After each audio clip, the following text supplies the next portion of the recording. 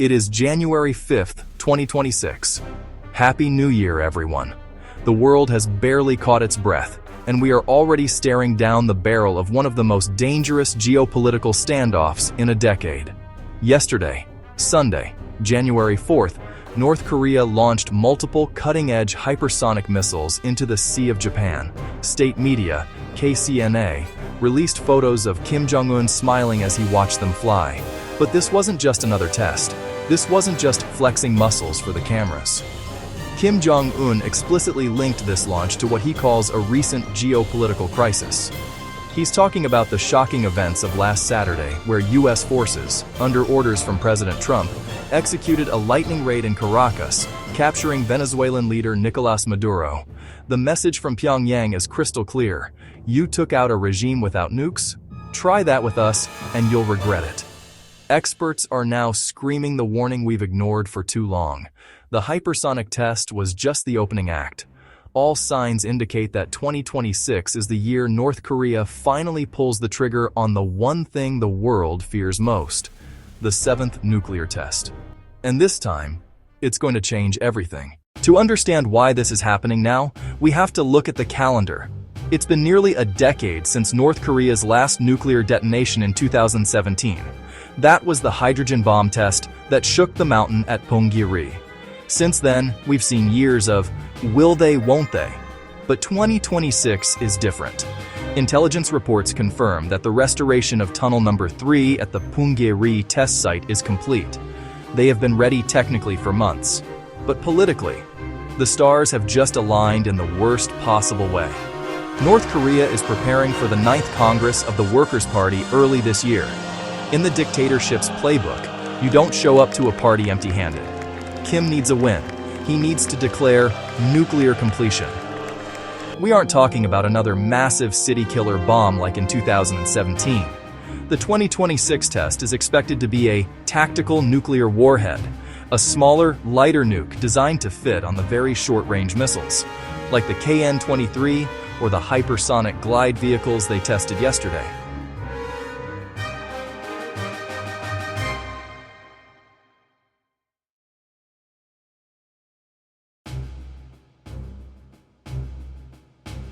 Think about that. A nuke small enough to be fired from a mobile truck, aimed not at San Francisco, but at a battlefield in Asia. That is what they want to prove they have.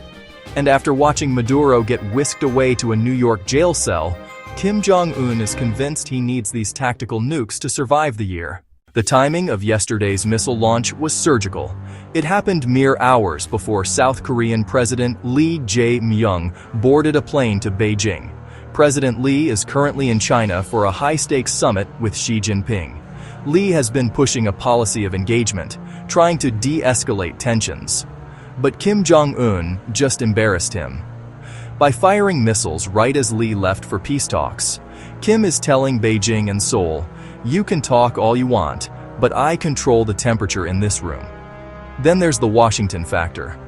President Trump's return to the White House has completely upended the calculus.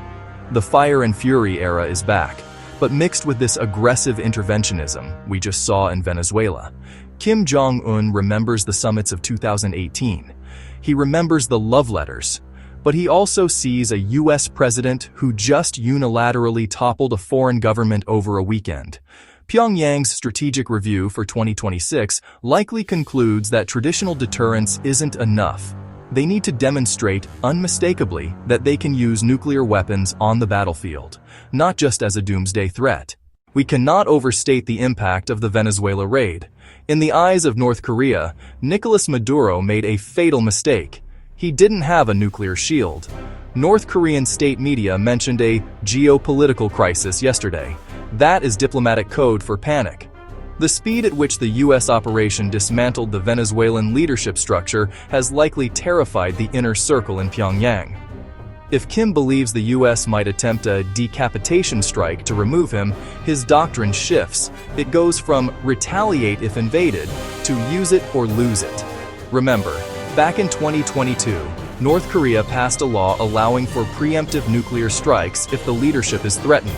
The 2026 test will be the hardware validation of that software.